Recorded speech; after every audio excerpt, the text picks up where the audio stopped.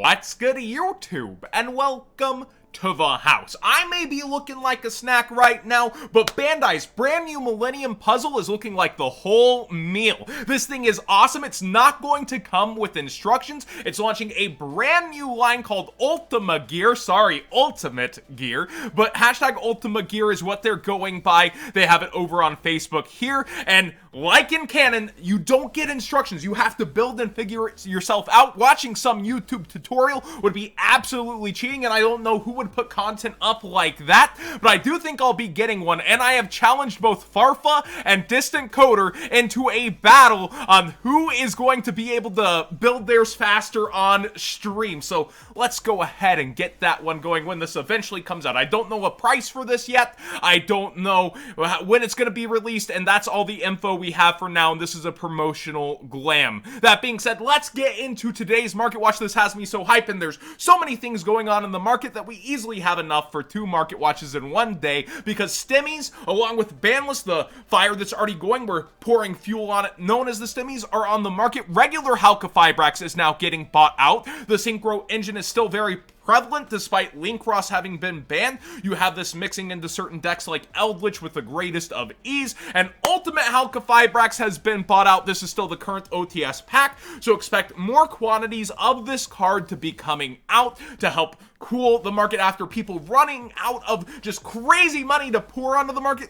These will probably end up going down, but things are unpredictable. There could be multiple waves on this buyout. This deck could take back over the meta in theory. You need Hulk in several different decks, and it's still an amazing card.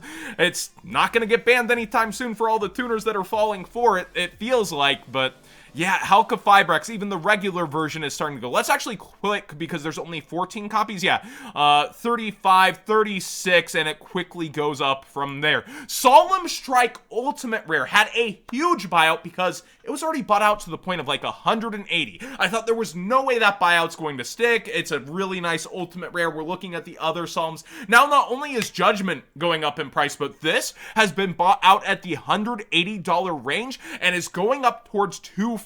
I do feel like there's eventually a time and place where the newer Ultimate Rares, as they were from OTS packs, will be leveling up, because we see Maxi on that great echelon of towards $500 for a band card, and now Dark Arm is climbing up after it towards $400, but cards like these have always stuck around the $120, and vendors have only been able to sell cards around the $100 mark at events, but that cap is peeled. So when events are back, we're going to see vendors able to charge high, huge prices on collector cards and bring the collector market forward. And I think that rule is mostly, peeled off thanks to Starlights and how those were going to the market in such an integral part of Konami's product. So we could see a huge surgence in the collector's market here in terms of prices, especially when events are back. It won't just be money into the meta pump and everyone walking away from this. You're going to be going by YCS events, and now they can sell anything at their booth as long as it's 4 OTS's back or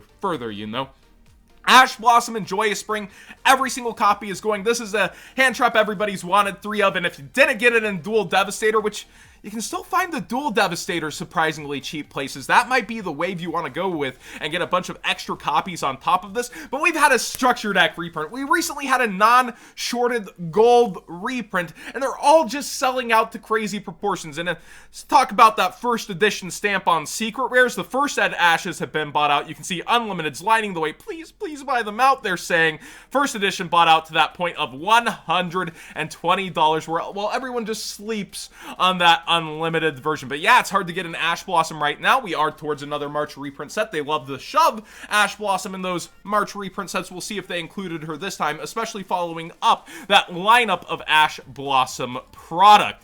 Gamma collector rares are going off of the market. We still have a couple around, actually just one around the 180. Things are changing very fast here before it's 200 plus, and the unlimited collector rares, for the most part, getting bought off of the market too. The rare is near $4 at this point. You had a chance back to get them as a penny stock around 50 cents to $1. I told you that one was probably going up, and it sure has, and the nice holofoil versions are running off the market even faster. What invocation is going on with the market?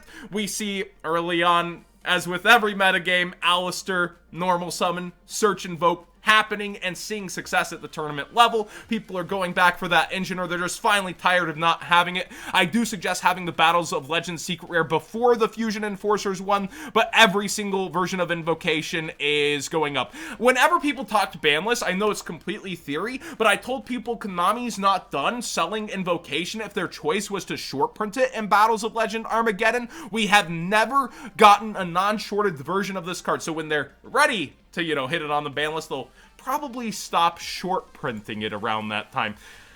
Oh yeah, you guys love to bring this up in the Discord that Mystic Mine's up in price. It's well known I don't like this card very much, even having pulled the Secret Rare out of here. And apparently Mono Bluetron is the one spreading Mystic Mine economics on his Twitter, and I don't know about the streams, but something smells fishy here. Honestly, not one of the best, well, not one of the worst cards to be buying out, but not one of the best cards to play against. I do think that this finds its way into certain meta decks and situations as metas develop, and as much as I hate the card, it's very powerful and not hit on the ban list. That's why you're seeing the supers get bought out right now, and the secrets running out of copies. Diamond Hands. Hold. Diamond Hands. Crab King has been bought out. It's a number card, only 2 printings. One's a jump promo, which puts it, well, magazine promo. It's a Towers out, which puts it back in the day as a collector item that people do remember. And with so few versions and jump collectibles being a thing, / magazine promos, the Secret Rare also being in Winged Raiders, not the easiest card to get, and kind of funny that it's going up and shooting up in price here when it's not any meta implication, just number hunting Diamond Hands. Infernoid Decatron, we showed this getting bought out. It went to a ridiculous snapshot of $70 and is now back down towards $33-ish. I think this will continue to fall out. It's not as if Infernoid's taking over the meta. It's more of a lack of reprints for this deck and making it easily disappear. Evenly Matched is up for all copies. Remember when that was supposed to be in the Charmer structure deck? I remember. So every single copy of this, especially the Megatons, which are easiest to make disappear, and first ed originals are going, and other people saltily picking up the Ultras behind. I would not be surprised at this being in dual overload if they yoink from a that's a fact that he had what feels like years. We even got Drolan Lock in a structure, Ash Blossom in a structure. Really, this is the card you don't want newbies to get their hands on and try to play. Did you not want to explain Face Down Banish to them? Like, I don't get it, but here we do have one copy at 35 for a first edition before it is 41. I'd certainly go with Circuit Break before I went with a Megaton copy.